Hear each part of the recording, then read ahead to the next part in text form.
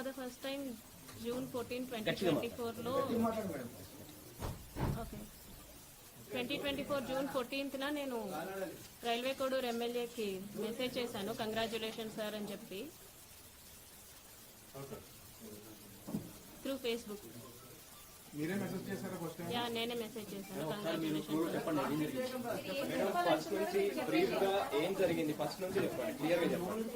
Ready ma'am start. కొంచెం భయం voice గట్టిగా చెప్పండి. సో June 14, 2024న మన రైల్వే కోడూరు ఎమ్మెల్యేకి నేను మెసేజ్ చేయడం జరిగింది త్రూ ఫేస్బుక్, కంగ్రాచ్యులేషన్ సార్ అని చెప్పేసి. ఆయన థ్యాంక్ యూ అని చెప్పి ఫస్ట్ డేనే నాతో 2-3 hours స్టార్ట్ చేశారు, లైక్ నైట్ 11:30 ఆ టైం వరకు స్టార్ట్ చేశారనమాట. డీటెయిల్స్ అన్నీ కనుక్కోవడం జరిగింది.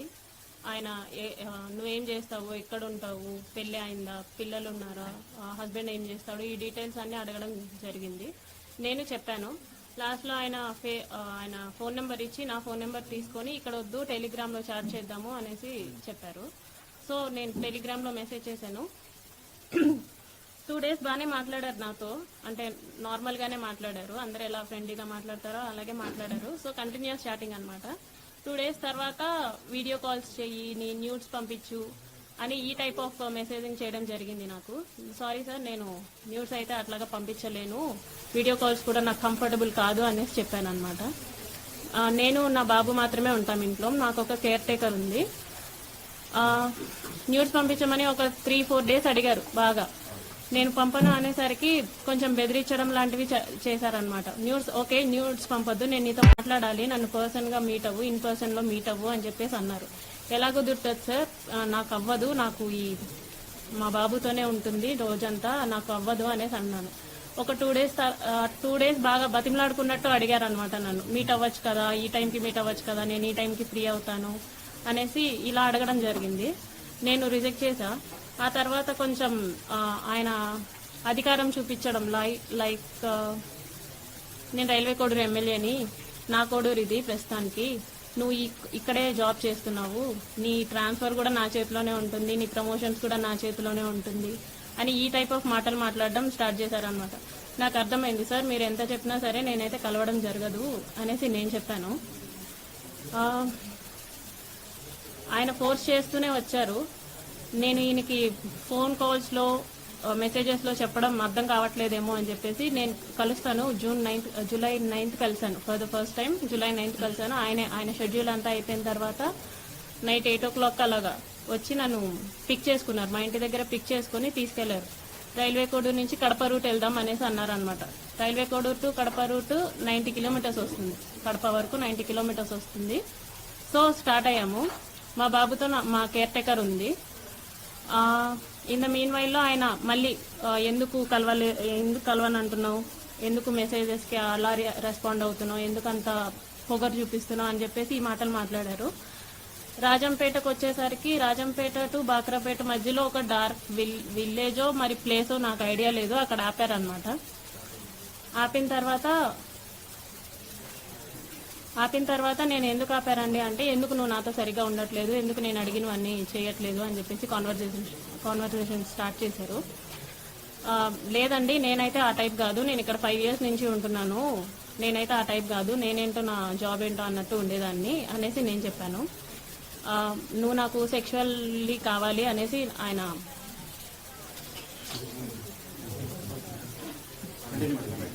చెప్పండి కనీసం మాట్లాడనివ్వండి నన్ను. ఓకే, సో ఆయన సెక్షువల్ సాటిస్ఫాక్షన్ కావాలి నాకు నీతో అనేసి అన్నారనమాట. లేదు సార్ నేను అవన్నీ చెయ్యను అనేసి చెప్పేసరికి ఆయన నా బాడీ పార్ట్స్ టచ్ చేయడానికి ట్రై చేస్తూ నన్ను ఫోర్స్ చేయడానికి ట్రై చేశారు. కార్ డోర్ ఓపెన్ చేసేలాగా నా జుట్టు పట్టుకొని ఇలా లాగారు, ఎడ్జ్ ఆఫ్ మై హెయిర్ పట్టుకొని లాగారనమాట. నా ఫ్రంట్ సీటు, నేను ఫ్రంట్ సీట్లో కూర్చున్నాను, రెక్లైనర్ బెండ్ చేసేసి నా మీదకి వచ్చేసి నేను అరవబోయాను, ప్లస్ చేతులు ఇలా పట్టేసుకున్నారు, 2 చేతులు ఆయన ఒక చేతి ఇలా పట్టుకున్నారు, కొట్టారు. ఫోర్స్ఫుల్లీ నా ప్యాంట్ అది తీసేసి he force himself on to me for the first time. అయిపోయిన తర్వాత నేను భయపడిపోయి నేను వెనక్కి వెళ్ళిపోయాను. ఆ మధ్యలో నేను వెనక్కి వెళ్ళిపోయాను. ఆ సీట్ ఈ మిడిల్ ఆఫ్ ద సీట్ ఉంటుంది కదా, దాని నుంచి నేను వెనక్కి వెళ్ళిపోయి నేను వెనక్కి కూర్చున్నా. ఆయన డ్రైవ్ చేశారు, మా హోమ్కి డ్రైవ్ చేశారు. నేను దిగిపోతున్నప్పుడు చెప్పారనమాట, చాలా చాలా చేస్తున్నావు, ఇక నుంచి అట్లా చేయొద్దు, నువ్వు నా మాటే వినాలి, నేను చెప్పినట్టే చెయ్యాలి. మీ హస్బెండ్ నిన్ను పట్టించుకోడేమో, నేను 1000 టైమ్స్ ఎక్కువ పట్టించుకుంటాను నేను నిన్ను, సో నేను చెప్పినట్టే చెయ్యి, ఇది ఎవరికి లీక్ చేయొద్దు అని చెప్పేసి ఆ టోన్లో నాతో మాట్లాడారు. నేను దిగేశాను. For the first time on July 9th నేను కలవడం జరిగింది. దాని తర్వాత ఒక 2 days గ్యాప్ ఇచ్చి మళ్ళీ స్టార్ట్ చేశారు, కలుద్దాం, మీట్ అవుదాం అని చెప్పేసి ఈ type of messages, video calls ఆయన కంటిన్యూస్లీ వీడియో కాల్స్ నాతో చేసేవాళ్ళు. ఆయన ఏం చేసినా సరే నేను అతనితోనే ఉండాలి అనుకునేవాళ్ళు అనమాట. ఈవెన్ తింటున్నా, వాళ్ళ పీపుల్స్తో మాట్లాడినా, స్నానం చేసినా, రెడీ అవుతున్నా నేను అతనితోనే ఉండాలి అని ఒక మరి శాడిజమో ఏమంటారో నాకు తెలీదు, తను అలా కోరుకునేవాడు అనమాట. ఏమన్నా అంటే నీకు ఒక బాబు ఉన్నాడు, నువ్వు అది గుర్తుపెట్టుకో, నువ్వు అది మర్చిపోతున్నావు, నీకు ఒక బాబు ఉన్నాడు, నువ్వు మాత్రమే ఉన్నావు, అది మాత్రం గుర్తుపెట్టుకో అనేసి అనేవాడు. నిజమే, నాకు పేరెంట్స్ లేరు, నాకు మమ్మీ డాడీ ఇద్దరు లేరు. మా ఫాదర్ జాబ్ వచ్చింది నాకు. నా ఫస్ట్ స్టేషన్ రైల్వే కోడూరులోనే. నాకు ఒక తమ్ముడు ఉన్నాడు, కానీ దూరంగా చదువుకుంటున్నాడు వాడు. మా హస్బెండ్ వచ్చేసి సాఫ్ట్వేర్, ఆయన దూరంగా ఉంటాడు నాకు. నా బాబు నేను మాత్రమే ఉంటాం. ఆయనకు అది బాగా ఆసరా అయింది. నా గురించి ఫుల్ డీటెయిల్స్ కనుక్కొని ఆయన ప్రొసీడ్ అవ్వడం జరిగింది. చాలా డామినేషన్ చేసేవాళ్ళు, చాలా డామినేటెడ్గా ఉండేవాళ్ళు అనమాట. ప్రతి విషయంలోనూ చిరాకు పడ్డం, ఇలా ఎందుకండి ఈ టైప్ ఆఫ్ రిలేషన్షిప్, ఈ టైప్ ఆఫ్ ఫోర్స్డ్ రిలేషన్షిప్లో నేను ఎందుకు ఉండాలి అని చెప్పేసి నేను అడిగినప్పుడు, నాకు నువ్వు ఇలాగే కావాలి, నాకు నువ్వు ఇలాగే ఉండాలి అని చెప్పేసి బెదిరింపులు, గట్టిగా మాట్లాడాలు, పొగరు చూపించడాలు, ఏమన్నా అంటే ఆఫీస్లో ఒక ఎంక్వైరీ వేస్తాను అనేసి అంటారనమాట. నువ్వేదో తీసుకున్నావు, నువ్వేదో బ్రైబ్ చేసావు అని చెప్పేసి వేస్తాను ఎంక్వైరీస్ అనేసి, నాకు ఆ రకంగాను, ప్లస్ నాకు ఫ్యామిలీ లేదు కాబట్టి ఈ రకంగానూ నన్ను భయపెట్టడం జరిగింది. So for the first time నేను ఆగస్ట్ ఎండింగ్లో నా ప్రెగ్నెన్సీ పాజిటివ్ అయింది. ఈ విషయం నేను అతనికి చెప్పాను అనమాట, నాకు ఇలా ప్రెగ్నెన్సీ పాజిటివ్ వచ్చింది, ఏం చేయమంటారు అనేసి అన్నాను. నువ్వు తీయించేసుకో, ఇమీడియట్గా తీయించేసుకో, నేను మాట్లాడతాను, నాకు తెలిసిన డాక్టర్ ఉన్నారు తిరుపతి కాలేజ్లో, నాకు తెలిసిన గైనిక్ ఉంది, ఆమెను అడుగుతాను, ఆమె నాకు టాబ్లెట్స్ పంపిస్తుంది, నేను నీకు ఇస్తాను, సో దట్ నువ్వు తీయించేసుకో అనేసి అన్నారనమాట. లేదండి నేను తీయించుకోను, నేను ఉంచుకుంటాను అనేసి చెప్పాను. అంటే ఎందుకు ఉంచుకుంటావో, అవసరం లేదు, నువ్వు తీయించేసుకో అని చెప్పేసి అన్నారు. ఫస్ట్లో స్టార్టింగ్లో కామ్గానే అన్నారు, లేదండి నేనైతే తీయించుకోను, చేశారు కదా, నేనైతే తీయించుకోను అనేసి భయపెట్టే ప్రయత్నం చేద్దాం అనుకున్నా. సో దట్ అప్పటికైనా సరే వదిలేస్తాడని చెప్పేసి నేను భయపెట్టే ప్రయత్నం అయినా చేద్దాం అనుకుని ఈ ప్రెగ్నెన్సీ నేనైతే తీయించుకోను అనేసి అన్నాను అనమాట. ఒక 2 days అలాగే అడిగారు బాగా. ఒకరోజు నైట్ మా ఇంటికి వచ్చి ఎందుకు తీయించుకోవు అని చెప్పేసి నన్ను కొట్టారు. నువ్వు ఎందుకు తీయించుకోని అంటున్నావు అంటే, కారులో తీసుకెళ్లడం మానేసి డైరెక్ట్గా మా ఇంటికి వచ్చారు, కార్ పార్క్ చేసి, ఎందుకు తీయించుకోని అంటున్నావు అని చెప్పేసి, మా బాబు నిద్రపోతున్నాడు, అప్పుడు నన్ను కొట్టారనమాట, ఎందుకు తీయించుకోని అంటున్నావు అనేసి. లేదండి నేను తీయించుకోను, మీరే కదా చేశారు, సో నేను తీయించుకోను, సమాధానం చెప్పండి అంటే, సరే మీ హస్బెండ్కి డివోర్స్ ఇచ్చేసి నేను నిన్ను పెళ్లి చేసుకుంటాను, ప్రస్తుతానికైతే తీయించుకో అని చెప్పేసి నార్మల్గా అష్యూరెన్స్ ఇచ్చినట్టు చెప్పారు. సో నీ హస్బెండ్తో నువ్వు డివోర్స్ తీసుకున్న తర్వాత నేను నిన్ను పెళ్లి చేసుకుంటానంటే, అవసరం లేదు అని చెప్పేసి నేను ఫర్ ద ఫస్ట్ టైం నేను అబార్ట్ చేయించుకున్నాను. అది కూడా అతనే టాబ్లెట్స్ తీసుకొని వచ్చారు, వాళ్ళ ఫ్రెండ్, తిరుపతి ఫ్రెండ్ ఎవరో ఇచ్చారంట, గైనిక్ సమ్మన్ టాబ్లెట్స్ తీసుకొని వస్తే for the first time abort చేయించుకున్నాను నేను వాళ్ళతో. ఇందులో నాకు తెలియని విషయం ఏంటంటే, ఈ మీన్ వైల్లో ఒక 4 months ముందు మా హస్బెండ్కి కాల్ చేసి మాట్లాడారు అతను. అది నాకు కూడా తెలీదు, అతను శ్రీధర్ కూడా నాకు చెప్పలేదు, మా హస్బెండే చెప్పాడనమాట. అసలు ఏం జరుగుతుంది రైల్వే కోడూరులో, ఏం చేస్తున్నావు నువ్వు అనేసి అంటే, ఏమైందంటే ఇలా శ్రీధర్ ఫోన్ చేశాడు, ఎమ్మెల్యే అంట కదా, డివోర్స్ తీసుకో అని చెప్పేసి నాకు చెప్తున్నాడు అనేసి అన్నాడు అనమాట. అంటే అప్పుడు ఇది జరిగింది, ఇలా చేస్తున్నాడు, ప్రతిసారి బలవంతంగా ఇంటికి వచ్చేయటం, వెళ్ళిపోమన్నా వెళ్ళిపోకుండా బయటే ఉండేవాడు అనమాట. నేను డోర్ లాక్ వేసేసి నేను ఇంట్లోకి వెళ్ళిపోయి పడుకున్నా సరే 4-5 అవర్స్ అయినా సరే నేను డోర్ ఓపెన్ చేసేసరికి ఆయన అలాగే ఉండేవాడు ఇంటి బయట. ఒక ఎమ్మెల్యే అయ్యింది, కార్ పార్కింగ్ లోనే ఉండేది నైట్ టైం. సో ఇలా చాలాసార్లు జరిగింది. ఒక్కొక్కసారి కొట్టేదాన్ని, బాగా కొట్టేదాన్ని, ఎందుకండి ఇలా చేస్తున్నారు అనేసి. అతను నన్ను చాలాసార్లు కొట్టాడు.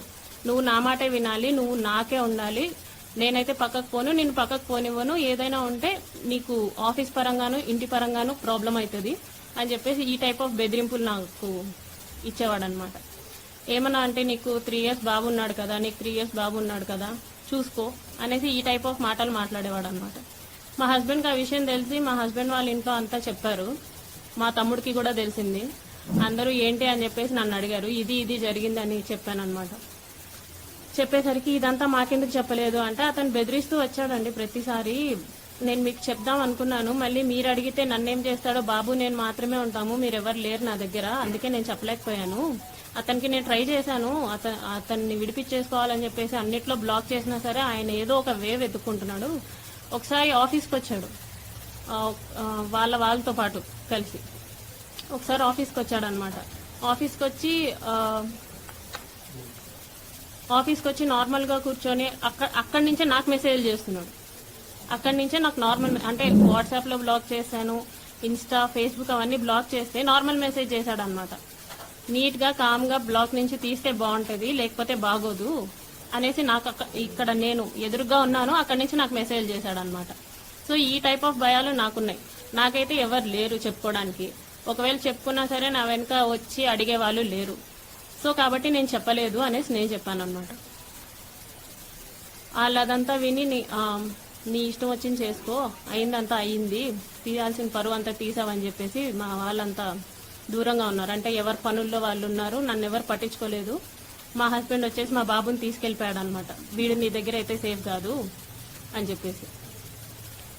రీసెంట్గా అలా January 7th, 2026 రీసెంట్గానే ఒక 20 days బ్యాక్ వాళ్ళందరూ ఎవ్వరూ మాట్లాడడం మానేసిన తర్వాత మా హస్బెండ్ వాళ్ళ అక్కకు కూడా 11:30 ఆ టైంకి కాల్ చేసి మీ ఎవ్వరూ ఆమెకి ఫోన్ చేయకూడదు, మీ ఎవరో ఆమెతో మాట్లాడకండి అంటే ఆవిడ నాతో మాట్లాడడం మానేసింది. ఆవిడ తిరుపతిలోనే ఉంటారు, రైల్వే కోడ్ నుంచి 30 kilometers దూరం.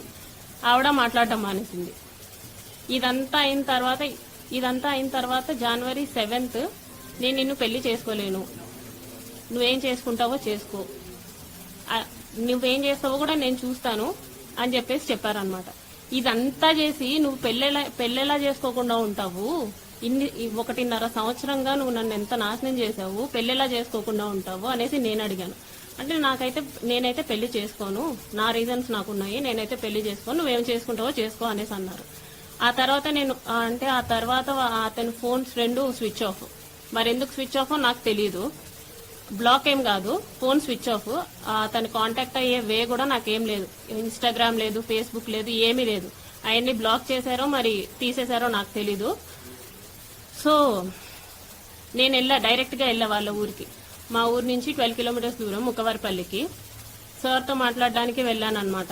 అంటే ఇతన్ని ఎమ్మెల్యేగా నిలబెట్టిన అతను ముక్క రూపానంద రెడ్డి అనేసి ఉన్నారు, ఆయన్ని కలవడానికి వెళ్ళాను. ఇతన్ని కలిసి ఏంటి అనేసి అడగడానికి వెళ్ళాను. వాళ్ళెవ్వరూ నాతో మాట్లాడడానికి రెడీగా లేరు. ఈవెన్ వాళ్ళందరికీ ఎప్పటి నుంచో ఈ విషయం తెలుసు. నేనే 1.5 years నుంచి కన్వే చేస్తున్నా ఏంటని. వాళ్ళ పేరెంట్స్ కి గానీ, ముక్క రూపానంద రెడ్డికి గానీ, వాళ్ళ వైఫ్ గానీ అందరికీ నేను చెప్పుకుంటూ వస్తున్నాను. పోలీస్ కంప్లైంట్ ఫస్టే ఇవ్వచ్చు, కాకపోతే ఇప్పటికీ నా కంప్లైంట్ తీసుకోలేదు ఎస్పీ ఆఫీస్లో తిరుపతిలో. ఇంత జరిగిన తర్వాత కూడా నేను ఎస్పీ ఆఫీస్కి వెళ్తే అక్కడ ముందే ఇన్ఫర్మేషన్ ఉందంట, ఈ అమ్మాయి కంప్లైంట్ తీసుకోకండి అనేసి. ఇక్కడ కోడూరులో పోలీస్ స్టేషన్కి వెళ్తే వాళ్ళమ్మ నా మీదే ఎఫ్ఐఆర్ ఫైల్ చేసిందంట, నేనేదో బ్లాక్ మెయిల్ చేస్తున్నాను అతన్ని అనేసి. ప్రూఫ్స్ లేవు, వాళ్ళ సేఫ్ సైడ్ వాళ్ళు చూసుకుంటున్నారు. నన్ను మీట్ అవ్వడానికి ఎవ్వరూ రెడీగా లేరు. ఎన్నోసార్లు వెళ్ళా. మా మావయ్య కూడా వచ్చారు, మా మావయ్య భాస్కర్, ఆయన కూడా వచ్చారు, ఆయనతో పాటు వెళ్ళాను అనమాట.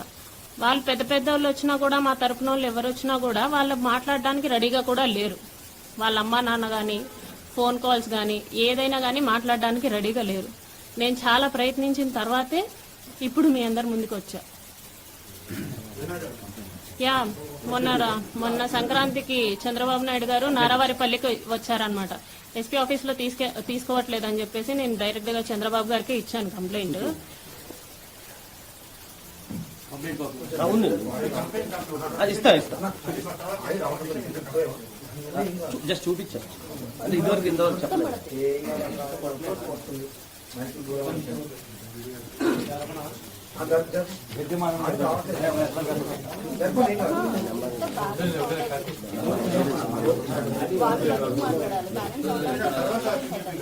అయిపోయింది 2 minutes.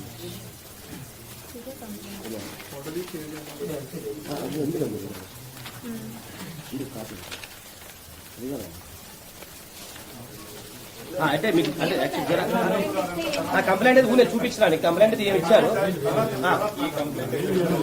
జస్ట్ చూపించడానికి అంతే. ఏమన్నా గ్రీవెన్స్ నెంబర్ ఇచ్చారండి నాకు అంతే. నెంబర్ చెప్పండి, ఎంత మీ దగ్గర గ్రీవెన్స్ నెంబర్ కూడా చెప్పండి.